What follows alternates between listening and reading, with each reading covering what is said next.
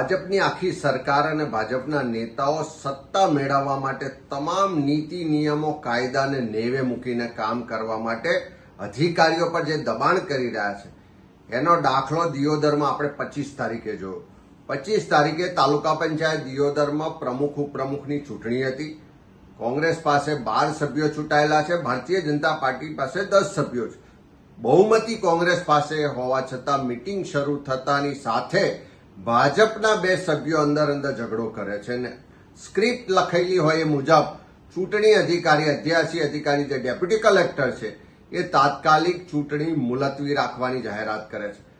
કોંગ્રેસના એક મહિલા સભ્ય જે પ્રેગ્નન્ટ છે, જેને ડેટ 27 તારીખે આપી છે, એ વારંવાર વિનંતી કરે છે પણ એમને ધક્કો મારી દેવામાં આવે છે કે તમારી વાત નહીં સંભળાય અને ચૂંટણી અધિકારી 27 તારીખે ફરી બેઠક મળશે એવી જાહેરાત કરે છે.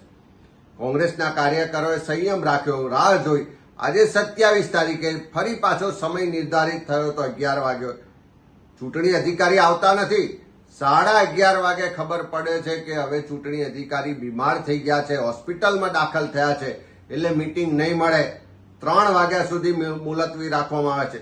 ત્યારે મારી સરકારને કહેવું છે કે આ કાયદાથી ચાલતું શાસન છે, પણ તમે કાયદાને ઘોડીને પી જાઓ, અધિકારીઓ પર દબાણ કરો અને ત્યાં વાવથરા જિલ્લામાં જે જાની કરીને આરએસી અધિકારી છે એના ઈશારે આખું તંત્ર કામ કરતું હોય ત્યારે એવા સંજોગોમાં લોકશાહીની હત્યા છે. સરકાર મુખ્યમંત્રીને, પંચાયત સચિવને, વિકાસ કમિશનરને તાત્કાલિક આના માટે પગલાં લેવા માટે વિનંતી કરીએ છીએ કે ત્યાં અધિકારી જો બીમાર હોય તો નવા અધિકારીની તાત્કાલિક નિમણૂક કરો. 3 વાગે બેઠક મળવી જોઈએ.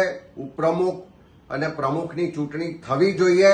આ લોકશાહીની હત્યા છે અને આ જ રીતે જો કાયદો હાથમાં લેશો, લોકશાહીની હત્યા કરશો તો લોકોને રસ્તા પર ઉતરીને એક નવી ક્રાંતિ માટે તમે આમંત્રણ આપી રહ્યા છો.